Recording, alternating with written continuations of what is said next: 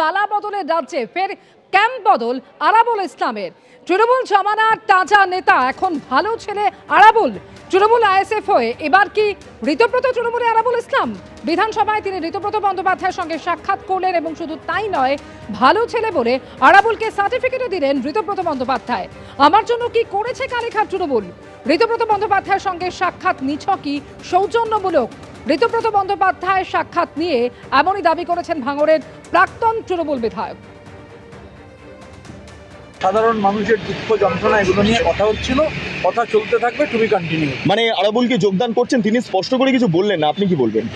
যোগদানের ব্যাপারে আমরা ও প্রাক্তন বিধায়ক আমাদের ঘরে এসেছিল, খৈরুল ভালো ছেলে, আলোচনা চলছে, দেখা যাক না। যোগদানটা ইম্পর্টেন্ট নয়। আরাবুল তো বলেছে সংবাদ মাধ্যমে ডক্টর মমতা ব্যানার্জি তাকে 7 বার জেল খাটিয়েছে। আমরা ভাঙড়ের যে পরিস্থিতি, ভাঙড়ের সাধারণ মানুষ তারা শান্তিতে নেই, তারা নানান ধরনের সমস্যার মধ্যে রয়েছে। ভাঙড়ের সাধারণ মানুষকে নিয়ে আলোচনা হয়েছে, আলোচনা চলতে থাকবে, যা হবে বলতে পারি। ঋতব্রত তৃণমূল ছেড়ে কালীঘাট তৃণমূলে বিধায়ক মমতা বন্দ্যোপাধ্যায়ের সঙ্গেই আছি দাবি আমডাঙ্গার বিধায়ক কাসেম সিদ্দিকীর। ভুল বুঝিয়ে ঋতব্রত তৃণমূলে নিয়ে যাওয়া হয়েছিল, সাময়িক বিভ্রান্তি হয়েছিল বলে তিনি দাবি করছেন। আমি আরও বিস্তারিত এই নিয়ে জানবো, সরাসরি কথা বলবো।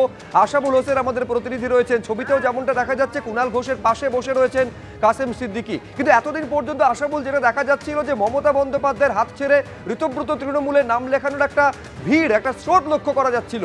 এই উল্টো স্রোতটা কি কারণে?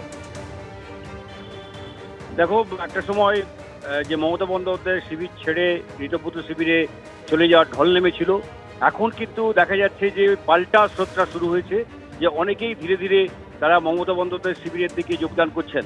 আমরা এর আগে দেখেছি যে বসিরহাট উত্তরের তৌসিফুর রহমান এবং বারুইপুর পূর্বের বিধায়ক বিভাস সর্দার তারা ফিরে এসছেন মমতা বন্দ্যোপাধ্যায়ের শিবিরে।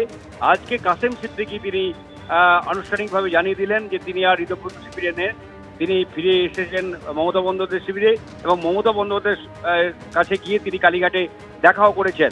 এবং তার বক্তব্য যে তাদের ভুল বোঝানো হয়েছিল এবং বলা হয়েছিল যে মমতা বন্দ্যোপাধ্যায়ই তাদের নেত্রী এবং সেই কারণেই তারা সইটা করেছিলেন, কিন্তু তারা বুঝতে পেরেছেন যে ঋতব্রত তৃণমূলের সঙ্গে মমতা বন্দ্যোপাধ্যায়ের কোনো সম্পর্ক নেই এবং সেই ভুলটা বুঝতে পেরে তিনি ফিরে এসছেন এবং মমতা বন্দ্যোপাধ্যায়ের ছবি নিয়েই তারা লড়াই করেছেন। আগামী দিনে মমতা বন্দ্যোপাধ্যায়ের সঙ্গে থেকেই তারা লড়াই করবেন, কাসেম সিদ্দিকী সেটা পরিষ্কারভাবে জানিয়ে দিলেন।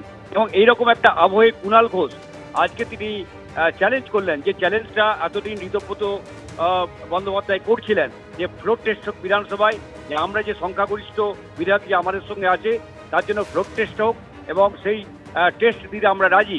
আজকে কুণাল ঘোষ ঋতব্রত বন্দ্যোপাধ্যায়কে পাল্টা চ্যালেঞ্জ ছুড়ে বললেন যে তিনিও চাইছেন যে ফ্লোর টেস্ট হোক, গোপন ব্যালটে হোক, এবং তাহলেই সংখ্যাগরিষ্ঠ বিধায়করা যে মমতা বন্দ্যোপাধ্যায় তৃণমূলের সঙ্গে আছেন সেটা পরিষ্কার হয়ে যাবে। এবং হাইকোর্টের বক্তব্যকে রায়কে তিনি হাতিয়ার করে বলছেন যে উনি একটা অস্থায়ী এখানকার বিরোধী দলনেতা, যা বিধানসভার ইতিহাসে নেই। ফলে ফ্লোর টেস্টের পাল্টা দাবি করেছেন কুণাল ঘোষ। ফলে নতুন করে একটা চাপানুতর শুরু হলো এবং মমতা বন্দ্যোপাধ্যায়ের শিবিরে যে ধীরে ধীরে ঋতব্রত শিবিরের কিছু বিধায়ক তারা যোগাযোগ করছেন এবং অনেকে আনুষ্ঠানিকভাবে জানিয়ে দিচ্ছেন, সেটা কিন্তু স্পষ্ট। আজকে কাসেম সিদ্দিকী সেই তালিকায় নতুন করে যুক্ত হলেন। আশাবুল, তোমাকে ধন্যবাদ। ফলে প্রশ্ন উঠতে শুরু করেছে যে তৌসিফুর রহমান বিভাস সর্দারদের পথেই কি এবার তাহলে কাসেম সিদ্দিকী? বিধানসভা চত্বরে কালীঘাট তৃণমূলের বিক্ষোভে কুণাল ঘোষেদের সঙ্গে সামিল হয়েছিলেন 3 জন, সেই 3 বিধায়ককে নিয়ে জল্পনার মধ্যে আরেক বিধায়কের সুর বদল। এটা সেদিনের ছবি আপনারা দেখতে পাচ্ছেন, যখন মমতা বন্দ্যোপাধ্যায়ের গাড়ি ঘিরে যখন বিক্ষোভের ঘটনা ঘটেছিল, তার প্রতিবাদে কালীঘাট তৃণমূলের যে বিক্ষোভ বিধানসভার সামনে, সেখানে ঋতব্রত তৃণমূলের 3 জনকে এই শিবিরে দেখা গিয়েছিল। ফলে সেই পথেই কি এবার কাসেম সিদ্দিকীও হাঁটলেন? প্রশ্ন উঠছে।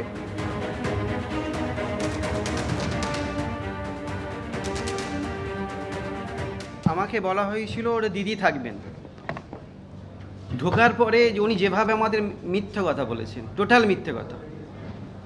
এখানে হোটেলে চলুন, অমুক জন আসছে, তমুক জন আসছে, তমুক জন আসছে, এই যাচ্ছি।